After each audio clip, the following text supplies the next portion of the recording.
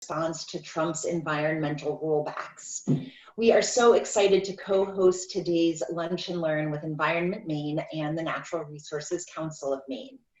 Next slide. My name is Kathleen Meal. I'm Maine Conservation Voters and Maine Conservation Alliance's Director of Policy and Partnerships. MCV protects Maine's environment and our democracy by influencing public policy, holding politicians accountable, and winning elections. We work with our partners at NRCM and Environment Maine to do a lot of things, including acting on climate at the local, state, and national levels. And this webinar is one of our collaborative efforts. Next slide.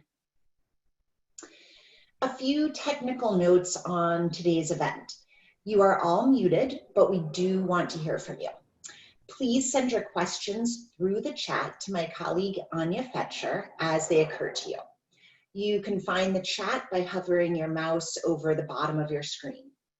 Anya will keep track of the questions to ask the speakers during the Q&A session at the end. This event is being recorded and the video will be posted on our website later this afternoon, along with recordings of all our previous Lunch and Learns. Thank you again for joining us. Next slide. We are so grateful to have Morgan Folger and Emmie Theberge presenting today. Morgan is Environment Maine's Clean Cars Campaign Director. Her areas of expertise lie in electric vehicles and global warming, and she has authored reports on air quality and clean transportation. Emmie brings more than a decade of professional experience in environmental advocacy to her work as federal director at the Natural Resources Council of Maine.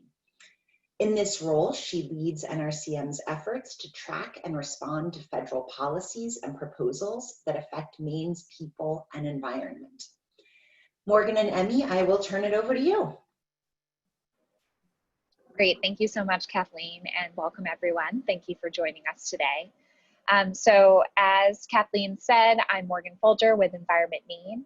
In addition to my work mostly focused on clean transportation, I also track many of the Trump administration rollbacks that affect clean air and our climate. So today we are talking about the egregious attacks on our environmental and health protections under the Trump administration. Next slide. And since the beginning of the Trump presidency, their approach has been to dismantle the Environmental Protection Agency, or the EPA, and other agencies that were created to protect clean air, clean water, public lands, and our well-being. For more than 50 years, the EPA and these other agencies have been working to ensure that we have a clean and healthy environment. But the Trump administration has worked to defund EPA's budget more than any other agency. They've disbanded panels of scientists and experts and appointed leaders who blatantly ignore EPA's core mission. The mission of the EPA is simply to protect human health and the environment. And unfortunately, former Administrator Scott Pruitt and now Administrator Andrew Wheeler have acted completely counter to that mission they swore to uphold. They are attacking the science and the approach of environmental protections. They've discounted the health benefits of stronger environmental policies, and they've silenced their staff from sharing important research on issues like climate change. As a result, more than 100 environmental rules have been challenged and rolled back under the administration over the past 3.5 years. We won't be able to cover all 100 rollbacks today, but you can find the whole list in the New York Times article that's shown here. And let's jump in. So next slide. So the first policy we're talking about today is the Mercury and Air Toxics standards, or the MAT standards. These are regulations on our nation's existing coal-fired power plants. And since 2011, the Mercury and Air Toxics standards have been limiting emissions of mercury and other toxics from the power plants that use fossil fuels. In 2017, the air toxic emissions from coal and oil-fired power plants were 96% lower than before this policy took effect, which led to an enormous reduction in the public exposure to these harmful pollutants. But This April, EPA finalized a rule that defangs the standards and threatens public health. Air toxics from coal plants can cause or contribute to neurological damage in developing babies. It can lead to chronic respiratory diseases, various cancers, and other severe harm to human health and ecosystems. And the health benefits of the standards would have been enormous. They prevent up to 11,000 deaths, along with 130,000 asthma attacks among children and 4,700 heart attacks every single year. The rule has been finalized, but is being challenged in a lawsuit. And I'll turn it over to Emmie to talk a little bit about what this means for Maine. Thanks, Morgan, and thanks everybody for joining us. As Kathleen said, I work at the Natural Resources Council of Maine, and I'll be talking about how each of these rollbacks are impacting Maine's environment and public health, and also what we're doing here in the state to try to counteract them. Next slide, please. Maine is sometimes called a tailpipe state because our air quality is affected by states upwind of us, as well as by our own sources of pollution. You can see this on the map. Coal-fired power plants are the single largest source of these air toxic pollutants and emit at least 84 separate hazardous air pollutants. This is why federal protections are so important for Maine, which has high rates of asthma. To protect our air, we depend on the federal government to set standards that reduce air pollution nationwide. We can do what we need to do to clean up our mix here in Maine, but we're also needing to make sure that other states are doing their part. Next slide. Coal-fired power plants were the largest source of toxic mercury pollution before the standards went into effect in 2011. Since then, power plants have reduced their mercury emissions by nearly 82% nationwide, showing how important and effective this protection is. Maine's lands and waters face higher than average rates of mercury pollution because the winds carry the pollution from coal plants in the Midwest to Maine. Because of this, the Maine Center for Disease Control and Prevention has warned Mainers, especially pregnant women, nursing mothers, and kids under 8, to avoid eating freshwater fish caught in the state's thousands of lakes and ponds because this mercury contamination. Mercury levels in Maine fish, loon, and eagles are among the highest in the country. These are some of the reasons why Maine's congressional delegation has consistently supported the mercury pollution standards, and why hundreds of Maine people submitted comments to EPA opposing this rollback. Included in those comments was a resolve from the Maine State Legislature. Next slide. Great, thanks, Emmie. And so another policy that was aimed at tackling pollution from power plants was the Clean Power Plan. So this was enacted under the Obama administration in 2015, and the plan was to reduce carbon pollution from coal-fired and other power plants. The Clean Power Plan was on track to cut carbon pollution from the electric power sector by 32% by 2030. But the Trump administration repealed and replaced this plan with what they dubbed the Affordable Clean Energy Rule. Really, it is the dirty power plan. And their dirty power plan is essentially a do-nothing plan that would actually increase greenhouse gas emissions from the power plants that it would regulate.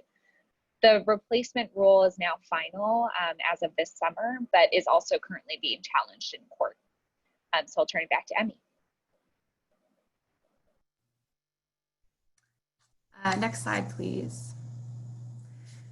Repealing the Clean Power Plan, as Morgan just described, will now allow unlimited levels of carbon pollution to be dumped into our air from power plants. And again, because Maine is a downwind state, we are impacted by this pollution from power plants in the Midwest. That's why Maine people and elected leaders, again, have been very strongly opposed to this rollback. Luckily, thankfully, Maine and the region since 2009 has been cleaning up our electric power plants using a program called the Regional Greenhouse Gas Initiative, also known as RGGI. There are now 11 states participating in RGGI, and limits set in RGGI are more protective than the Clean Power Plan. So Maine and the region would already have been in compliance with the Clean Power Plan. And again, that's why we were so supportive of that policy going forward. But we need other states nationwide to do their part too. In addition to carbon pollution that's causing climate change, the Clean Power Plan would have also reduced other dangerous air pollutants, all of which are blowing into Maine from other states. RGGI has been successful in reducing our power plant pollution while also improving our economy and lowering energy costs. Maine uses most of the revenue from RGGI to reinvest in energy efficiency improvements that help Maine people and businesses save energy and money while creating jobs. This is an area where we were, in our delegation, we're really saying Maine and the region has a model that shows success, and we were advocating for that with the Clean Power Plan. For example, from 2015 to 2017 alone, RGGI saved Mainers $220 million on their energy bills through energy efficiency improvements. And in addition to RGGI, Maine has also recently passed legislation that will expand renewable electricity here in Maine in other ways. We passed a law that will expand solar energy access. We updated our renewable portfolio standard so that the amount of electricity sold in Maine from renewable sources increases from 40% today to 80% by 2030, and also set a goal of 100% renewable electricity by 2050. Next slide, please. All right, and so we talked about power plants in the electricity sector and the pollution that comes from across the country into Maine. The other sector that's a big contributor to climate change and air pollution is transportation. And so the Clean Car Standards were the nation's best federal climate program. And especially because transportation is now the largest source of global warming pollution in the United States and throughout the Northeast, including here in Maine. The Clean Car Standards set strong requirements for the greenhouse gas emissions of cars and also fuel economy. So the Clean Car Standards were reducing tailpipe pollution that threatens our health and contributes to global warming. And they also ensure improved fuel economy by increasing the mile per gallon standard, which is good for consumers' wallets. Under the Clean Air Act, California has been setting stronger tailpipe standards than the federal government for over 50 years. For decades, federal law has allowed states with smog pollution problems to adopt California's vehicle emission standards instead of the weaker federal standards that were put forth. So if you had a smog pollution in the States, you were able to take further action to make sure you were addressing it. But last fall, the Trump administration revoked California's ability to set those stronger global warming pollution standards for cars and light trucks. And that blocked the states from taking action. And of course, you know, here in Maine, why would we care about California? Well, in California, that action then blocks every other state from being able to set those stronger standards. So after attacking state authority, EPA and the National Highway Traffic Safety Administration, which is also known as NHTSA, rushed to finalize weaker federal standards at the end of March. So not only were they deciding that the states shouldn't be able to set stronger standards, they were also weakening the standards that they're supposed to set federally to protect us from pollution and from climate change. And they were doing this while Americans were understandably distracted by the COVID-19 pandemic right in the couple weeks after we were going into lockdown. The weaker federal standards they've finalized could result in an additional 900 million metric tons of global warming pollution. And that's no small thing. So Environment America, which is the national affiliate for Environment Maine, is engaged in 3 lawsuits with other non-governmental organizations challenging this Trump administration's attacks on state authority and the Clean Car Standards. And Emmie will tell us more about Maine's response to the CARS rollback. Next slide, please. As Morgan mentioned, states like California have been moving forward with stronger standards, and Maine is one of the 13 states that are adopting stronger standards following the lead of California. These better than federal motor vehicle standards are protected under the Clean Air Act, as Morgan described, and we will continue to defend our authority, state authority to do so.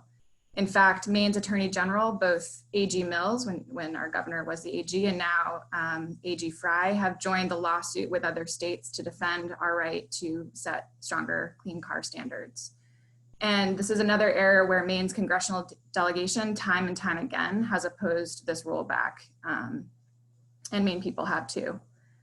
Some of the things that we're still doing in state, though, to move forward with cleaning up our transportation sector is that the legislature last year created new programs to invite electric vehicle incentives and to expand the network of charging stations. And since transportation is such a important sector that we need to address, as Morgan described, here in Maine, more than half of our state's emissions are coming from transportation. The Maine Climate Council, which I'll talk about a little bit later, has transportation as one of their top priorities in tackling. Next slide, please. So the things that we've described so far have been attacks on clear rules that have been meant to protect our environment and our health. But the Trump administration has also been attacking the philosophy of how EPA makes rules in the first place. And so behind the scenes, they are trying to take the power away from EPA, but our advocates are not letting them get away with it. So one such instance is their attempts to restrict science from being used in environmental rulemaking. So their secret science rule proposal would keep science out of environmental and public health decisions just when we need sound science to guide public policy more than ever. It accomplishes this goal in a sneaky way. So it bars EPA from considering studies that don't make all their raw data publicly available, which would sound like transparency, but actually it excludes a lot of really important public health research. By barring EPA from considering studies that don't make their data publicly available, it excludes most research that demonstrates the harmful effects of air pollution, water pollution, pesticide exposure, and other toxic chemicals. And this is because that research uses raw data from confidential health records. We wouldn't want our health data being released publicly, and so that data doesn't get released. But by EPA saying you can't use that data in rulemaking, it basically allows us, or it allows EPA to not consider health impacts. And you know, those confidential health records are not the kind of data that can be made available to the general public. So EPA won't be able to take it into account in the future.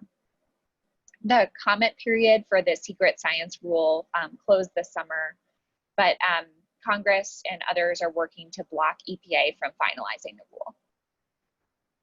Emmie, you can take it away. Next slide. I think this one is. Or actually, we'll go back one slide.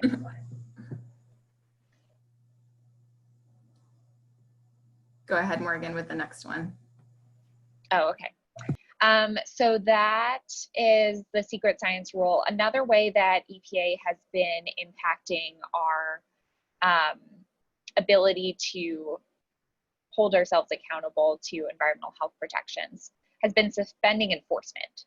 So one of the key ways that we're able to make sure that polluters clean up their act is by holding them accountable to the laws under the Clean Air Act and the Clean Water Act. On March 26th, also in the middle of the pandemic, EPA proposed a new policy that suspends enforcement of the key provisions of our nation's environmental laws, using the coronavirus pandemic as an excuse that you know, polluters wouldn't be able to monitor and report their pollution, so they shouldn't have to. But this gives polluters a huge loophole because the Clean Water Act and the Clean Air Act depend on polluters self-reporting and monitoring their own pollution. We can't have, you know, an environmental person at every single pollution site, and so we need those places to be reporting what they're emitting. And this suspension of enforcement has let those polluters off the hook. For the whole summer, for months, oil refineries and toxic fracking sites were allowed to release toxic pollution into our air and into our waterways. So we were not standing quietly by allowing EPA to let polluters pollute unchecked. We rallied at states' attorneys general and Congress to put pressure on the EPA to reverse this decision. And finally, a little over a week ago, EPA has announced an end date of this enforcement suspension of August 31st. But we have to keep the pressure on to make sure that they reinstate enforcement of clean air and clean water and don't go back on their decision to reinforce the laws that they need to. Next slide. So unfortunately, the list of rollbacks is much longer and expansive than we had time to go over today. As you all know, the Trump administration has led an unprecedented assault on our environmental and public health protections for the past 3.5 years. And this includes a concerted effort to dismantle the Environmental Protection Agency. These various rollbacks touch our clean water, our wildlife, our lands, our clean air and climate, and of course, our health and economy too. But Maine people and elected leaders have responded to these attacks in the ways that we can, including by alerting and educating one another about these rollbacks, how they will impact Maine's people and environment, and weighing into the public process when possible. I will also describe some other ways in which Maine is responding, including by leading on climate. Our congressional delegation has had and will continue to play an important role leading substantive responses to these rollbacks. As we've seen, when there's a change in presidential administration, it can have a massive implication on policy and our protections. That's why we are urging our congressional delegation to not only oppose these rollbacks, but to also champion legislation through Congress that will counter the damage done by the Trump administration. And we'll give you some specific examples and ways that you can take action. I also want to remind you that our voices matter and that we can make a difference. This has been a pretty heavy presentation and conversation, and it may not always feel that at the federal level, our voices are making a difference, but pressure and communication with our elected officials is a crucial part of the process. And as Morgan described, lawsuits can also help. As she mentioned, many of these rollbacks we discussed today and others that we didn't have time to discuss have been brought to court, including by groups like ours and also states like Maine. For example, Maine and other coastal states rose up strongly against the Trump administration's proposal to expand offshore drilling. And that proposal seems to have been sidelined for now, thanks to the immediate pushback from coastal communities, governors along the East and West coasts, and a judicial ruling. Another example that an NRCM member shared with me last night is the good news that a federal judge just restored the Bureau of Land Management's 2016 methane waste rule. We didn't get a chance to talk about this, but this means that a significant nationwide limit on methane waste from oil and gas extraction on public lands will be reinstated for now. And this ruling is a third victory over the Trump administration's efforts to suspend, delay, or repeal that rule. So a mix of continuing to have public engagement and communicating with our elected officials is making a difference and can make a difference. And so will these lawsuits that Morgan has described. Next slide, please. But with such a heavy conversation today, we also wanted to end on a positive note, which is that Maine is leading on climate. I've already mentioned different pieces of legislation that passed through our state house last year to expand solar and other renewable energy, and also to increase access to electric vehicles. In addition, Governor Mills and the legislature set new targets to reduce greenhouse gas emissions by 45% by 2030 and 80% by 2050, and established the Maine Climate Council, comprised of a broad range of Mainers from across the state, which is tasked with creating a new statewide climate action plan to meet these targets. Hopefully most of you are familiar with this effort and have been participating. The Maine Climate Council and its working groups have been meeting since last fall and are in the process of narrowing down its recommendations for Maine's climate action plan. At the same time, the Congressional House Select Committee on the Climate Crisis has just completed its work by publishing their report a few weeks ago. This report, which is a big blueprint for our country, is 500 pages worth of climate recommendations, which congressional committees can then take up and pass into law. The House also just passed the Moving Forward Act, which includes many of the same policies that we are discussing here in Maine, and that could also help to counter the rollbacks we discussed today. It's important to remember that while many of these rollbacks are troubling and unprecedented, that there are still ways that we can continue to move forward on our progress with climate, both here at the state level, regionally, and in Congress. Next slide, please. There are 4 policy areas that we are really encouraging our congressional delegation to champion by sponsoring and passing legislation in Congress. And they're listed here at the bottom of the screen, and we'll certainly follow up with you via email with more information. The first is increasing investments in public transit and other clean transportation solutions, including for rural communities. The second is increasing clean renewable energy generation like solar and wind instead of fossil fuels.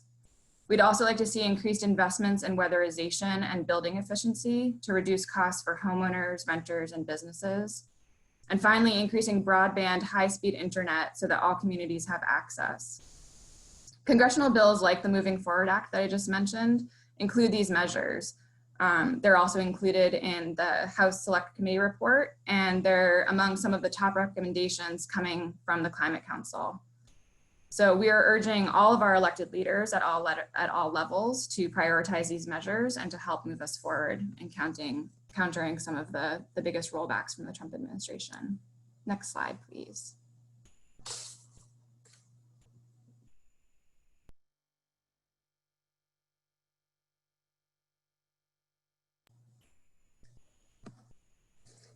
So we are, yeah, Kathleen.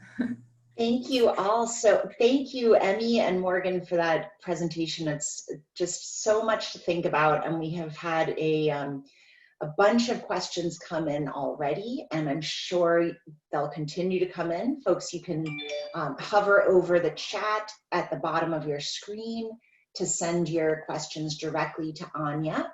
And I will start off with a couple that have already come in. Innovations that increase energy and transportation efficiency are obviously really important, but I worry that they sometimes have a rebound effect. So people may drive more because they have a more efficient or an electric car. Is Maine doing anything to reduce car use in general, as well as incentivizing electric vehicles? Well, I think Emmie can speak more to what Maine's doing specifically, but I think that's a really great point, because the cleanest car is the one that you don't drive in the first place. And one of the things that's exciting about some of the measures in Congress included in the Select Committee on the Climate Crisis Plan and the Moving Forward Act is it puts more money towards public transit, walking and biking infrastructure that would help communities in Maine be able to have more choices to get around without using their car. And certainly really important to be able to have more options for folks. Yeah, and I would just add to that, completely agree, and that is something that the Maine Climate Council is looking at in a real way, and I would encourage everybody here to be communicating with them as they're thinking through what their different recommendations are going to be, to make sure that we include public transit and walkable, bikeable solutions for our communities as part of their recommendations. Maine is vastly underspending in our investments for public transportation compared to other states in the region, and this is an area that we desperately need to catch up on. So whether it's at the state level or, as Morgan mentioned, both the Moving Forward Act and also recommendations from the House Select Committee's report, we need to be doubling down on those transportation solutions in addition to cleaning up our fuel efficiency standards. Great, that's super helpful. There is another question about cars. Where does the auto industry stand on the clean car standards? I can take that one. So there is definitely a split in the auto industry, which has been interesting to see. So when the initial clean car standards were being put in place at the federal level back in 2012, this was after years of states like Maine deciding that they wanted to have stronger greenhouse gas emission standards, much like California did. And the automakers were calling for one national standard in order to make sure that they had the same requirements across all the states. So that's when the federal standard was created in 2012. And it was a collaboration between the automakers, between environmentalists, and between the federal government to come to an agreement that would work for everyone. And the automakers were able to meet those standards and innovate and create better cars that polluted less. But when they found out that there was a Trump administration that was interested in dismantling environmental protections, A lot of the groups that represent the auto industries were lobbying for weaker federal standards and pushing for less, requirements on making cleaner cars for their customers.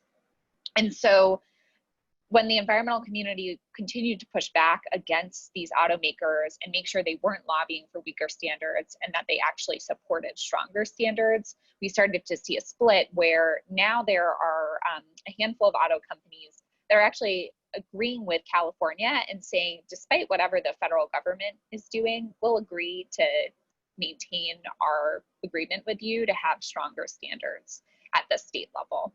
And so the auto companies that are siding with California and siding on the side of stronger protections for cleaner cars are Ford, Honda, Volkswagen, and BMW. And then there are a set of automakers that are doing the complete opposite and are actually siding with the Trump administration on their side of the lawsuit. So there's no reason that automakers would need to be involved in this lawsuit at all, but they decided to join up with the Trump administration and say, we want to keep these weaker standards because we just don't want to do our jobs and make better cars. So those are Toyota, Fiat, Chrysler, and GM are the main folks that are siding with the Trump administration. So it's been an interesting split to see some that are, a little bit more on the right side of history with this and some that are just totally going backwards. That is fascinating. Thank you, Morgan. Let's switch gears a little bit and talk about clean water. Can you talk a little bit about the impacts of the many recent attacks on the Clean Water Act and the impacts on Maine's waterways? I can start with that one. Yes, I'm not sure. I assume that the person asking the question was referring to the Clean Water Rule, which is part of the Clean Water Act that helps protect our smaller streams and wetlands. And yes, that has been a really hot issue here in Maine, where obviously we really value our clean water. It's like vital, obviously, to our health and also to our way of life and our economy. And in the same way that the Clean Power Plan had a replacement rule, which Morgan, we've kind of dubbed the dirty power plan. Unfortunately, that rollback of the Clean Water Rule has also gone all the way through the public process with a replacement rule, which the environmental community is calling the dirty water rule, which is stripping those protections that that were given to the smaller streams and tributaries and wetlands. That is no longer there. So that is definitely a big concern here in Maine. We didn't list it as one of our as one of the rollbacks that we were highlighting. Unfortunately, there's a lot of different rollbacks to cover. So thanks for bringing that one forward. I'm sensing a theme here, the Clean Power Plan to the Dirty Power Plan, the Clean Water Rule to the Dirty Water Rule. Thank you. Another question about water quality. I hear time and time again that the reason towns and cities don't clean up their river bottoms is because if they did, it would make things worse and release mercury on the bottom of the river. How are we supposed to clean up our rivers without doing significant damage?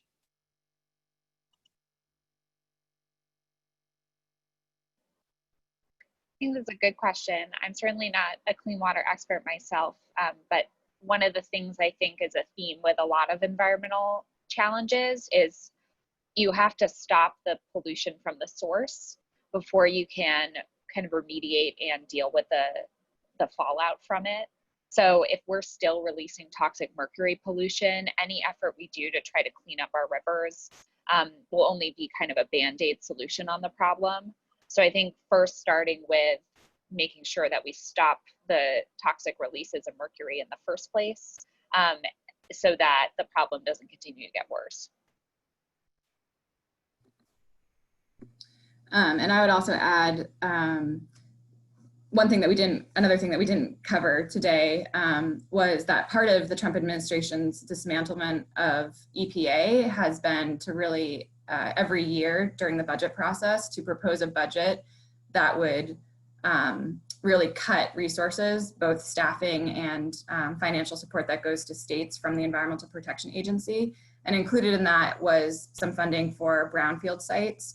And that got a lot of pushback, both here in Maine and around the country, to make sure that those programs are well funded. So I'm not sure if that helps to answer that question too, but brownfield sites, need to continue to be cleaned up so that we can have safer places for people to live and work. Thank you. We've got a lot of participants who have been paying close attention to the news this week and heard that the National Environmental Policy Act, or NEPA regulations, were attacked this week.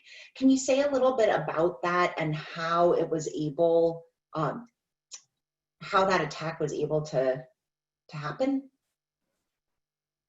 Yeah, so NEPA, or the National Environmental Policy Act, has played a really critical role in protecting our environment for decades. The rollback that happened just a couple days ago came just while NEPA was celebrating its 50th anniversary of this bedrock environmental law. And the rollback of the policy is basically going to mean that certain construction projects won't be substantially funded by the government and won't receive those federal environmental reviews as a result of that. So it's endangering wildlife. It'll cause an increase of carbon dioxide emissions. And it's a failure to keep the promise that Congress and President Nixon made 50 years ago when they created this act to ensure that any projects were being reviewed for their impact on our air and our water. And without these safeguards, our environment is definitely at greater risk. These regulations have served as a really key tool for ensuring that the federal government acts responsibly. And while this has been announced and finalized this week, this is certainly not the end of the fight. And I think we'll probably see this head to the courts next. That raises another question for some of our participants. How effective are the lawsuits in fighting back on some of these rollbacks? Or how effective have they been so far? Yeah, I mean, so the one thing with lawsuits is they take a while, and so it holds the process up and makes sure that in the meantime, while something's being litigated, it can't go forward and be having the negative impact that the Trump administration's intended it to. So a lot of the strategy is really to hold the line and make sure that we can keep these policies off the books until we have an administration that respects the environment and respects the longstanding history and importance of these environmental rules. And we have seen some victories from lawsuits. And when you are at different levels of the court, you have judges who are more friendly and agreeable to science and to environmental protections. And so there's been really deliberate strategy to figure out, exactly where to file the lawsuits, how a big coalition of groups can come together to support it. And it's also been really impressive to see that, it's not just one environmental group or one citizen who's fighting for this. It's attorneys general from states across the country. It's members of Congress weighing in. It's the general public, and the sheer force of the noise that we can make around this and that we're not just willing to give up, I think makes a huge impact.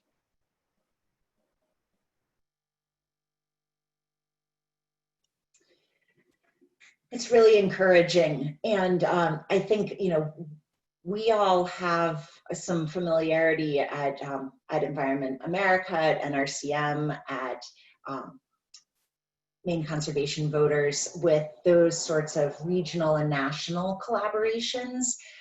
There's a question about how we're working with similar groups from other states across the region or across the country to put some pressure on both our states and our federal leaders to promote cleaner energy and stronger environmental protections. Do you guys want to say a little bit about that, and I'll add some of what MCV does? So one of the great things about Environment Maine is we are part of this larger network of state environmental groups across the country, and particularly in the region throughout the Northeast. So it lends us a lot of flexibility to share resources and pool the power of people, not just from Maine, but across the country, in influencing our federal leaders. And so by using that collaboration between states, we're able to, kind of stretch our reach beyond the state into the region, into the national level. And then we, I think one of the main things that gives us power is, not myself or Anya, being really, great advocates, which we are, but that we have, members of the public behind us. For instance, this is one of the rollbacks we didn't talk about, but the air quality standards in our country, every 5 years, they need to be reviewed. And this summer, the EPA was deciding we're not going to make air quality protections any stronger. We're going to keep them the same that they've been for about 5 years. And we had 13,000 people across the country submit a comment and say, no, we need stronger protections for clean air. People are suffering from asthma and from a coronavirus that has been known to be linked to be worse for people who have pre-existing conditions and have been in places with worse air quality. So it's not the time to, stop protecting clean air. So, the fact that you can have thousands of people from across the country weighing in is really where, advocates and our work gets its power, is when folks like you join us and speak out. Yeah, similar to what Morgan was saying, here in Maine, we're really lucky to have such a strong community of environmental advocates, lots of different types of environmental organizations. And we all do have relationships with other colleagues around the country. And I think, since there has been this unprecedented attack on our federal environmental protections, state level groups are connecting with other state level groups around the country. I mean, I'm on calls probably 2 or 3 times a week with folks from around the country, talking also about what their concerns are, how they're communicating with their elected leaders, as Morgan described, really trying to engage people like all of you in the process to communicate with our elected leaders. And Maine also has a strong tradition of working with other states, especially in the region, on coming up with solutions. So, I mentioned the Regional Greenhouse Gas Initiative as one of those examples, and that's been happening since 2009, with states continuing to add into that.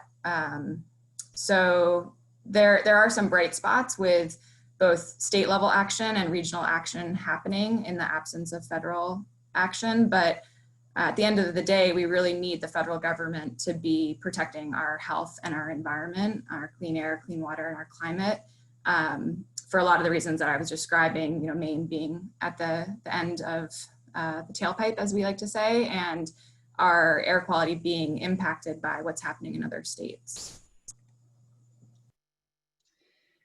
Really, really well said.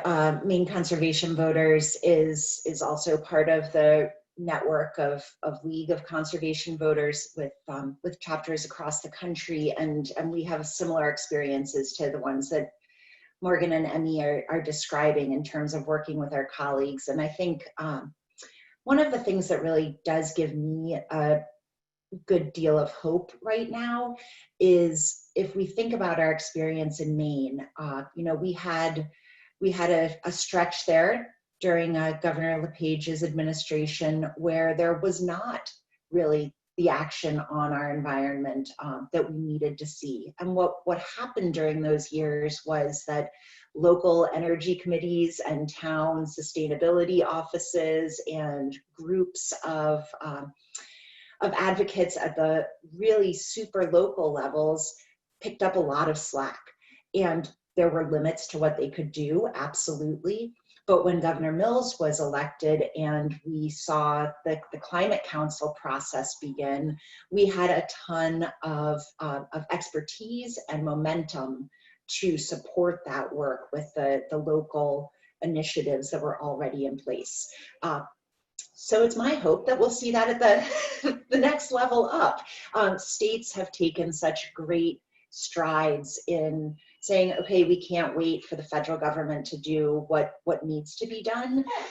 We're going to work at the state level, and hopefully we'll have a moment where all of our pushing helps a little bit more at the federal level.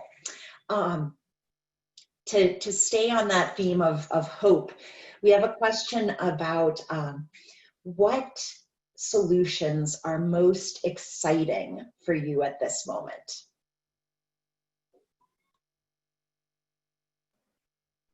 There are so many. I think what is really great is a lot of the solutions aren't new. We've known about them for a long time, and we're just going to continue to actually get them online and make them a reality. So I'm really excited that it's becoming more popular for people to own an electric car and to, change their own personal carbon footprint. But one of the things that was really cool that happened just this week was the Maine and a set of other states have decided to set goals for electric trucks. So that's like big rigs, semi trucks. It includes other heavy duty vehicles like school buses and transit buses. And to think that there's these massive vehicles that we can make sure are not polluting and become zero emission as they crisscross the country and move through our communities. It's just really cool and exciting that that's going to be able to happen within the next few years. And I think it's something that folks have thought for a long time is going to be really difficult, but we're already seeing that, Maine and 14 other states are going to be moving forward on getting more of those on our roads. And I think that'll be great, especially with the rise of Amazon and people getting delivered packages instead of going out to stores. I think for me, it's echoing a lot of what you said, Kathleen, which is that so much progress can be made right now here in Maine on climate solutions, and that we can carry that message to other states and also up to the federal government to say, these are real solutions that are being implemented in a state like Maine, which is rural, which is a purple state with a lot of independent voters. And that people want these. I mean, we're seeing poll result after poll result showing that people here in Maine, no matter what your demographic might be, as well as around the country, voters really want elected leaders to be acting on climate. And I think that is definitely a ray of hope. And that part of our work is to continue to show and demonstrate how these solutions at a state level can work at the federal level. And we have been doing that with things like Reggie. Yeah, and I'll answer that question too and say I'm just so encouraged by the work of the Maine Climate Council. I have had the privilege of co-chairing the buildings working group of the Climate Council, and I'll be honest, I was really concerned when we made the shift to remote meetings in March, and thought, is it going to be possible for Maine people to be as engaged as they would have been otherwise? And I was completely off in my concern, because what we saw was actually a huge increase in the number of people who were participating in Zoom meetings and weighing in, and people really are hungry for climate action in Maine and are putting that to work by participating so actively in the process.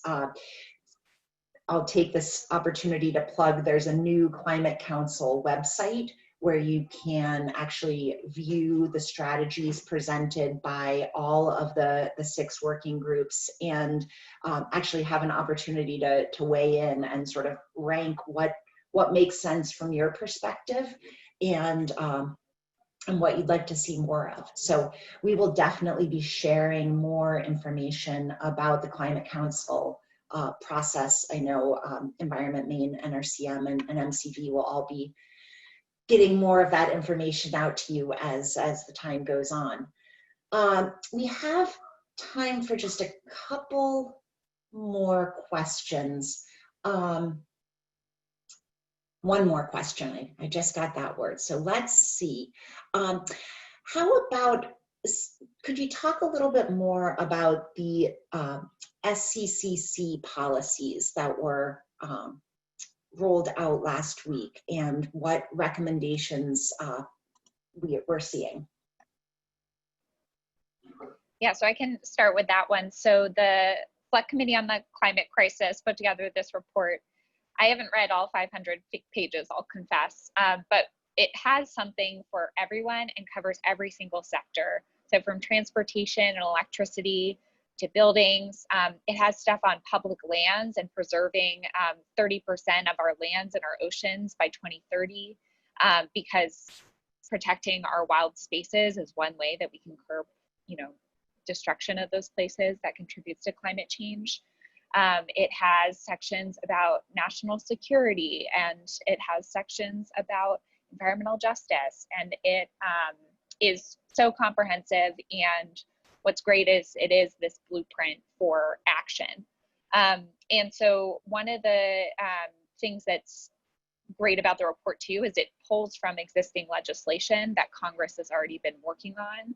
So it references those specific bills throughout the report, which then signals to committees of jurisdiction, this is what our climate experts are recommending and what you should tackle. I know for me, being focused on transportation, I'm most excited about that section of the report, and I've looked at that most closely. And one of the exciting things is it calls for all sales of vehicles to be zero emission by 2035, which would get us on the path to make sure that all of our cars are zero emission by 2050. People on average have the car on the road for about 15 years, and is a really positive and ambitious goal that would move us forward. And Emmie, I don't know if there's anything you wanted to highlight about the report.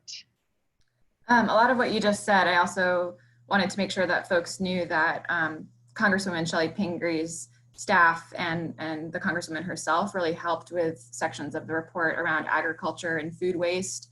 So just wanted to give her a shout out. And as Morgan said, there really is something for every, coming from every sector. And I think that there's a lot of parallels, as I was trying to say, with what is the conversations that are happening with the Maine Climate Council, which is also looking sort of sector by sector at different climate solutions that we can have here in Maine. So I think, we will continue to try to identify where there is some really good alignment and overlap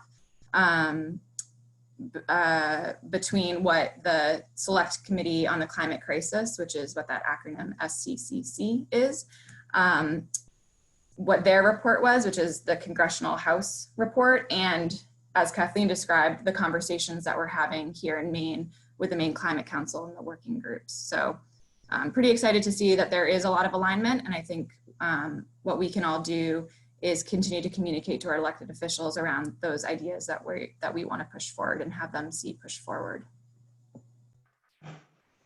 I'm going to throw a link to the report in the chat too, so folks can see some of the summaries.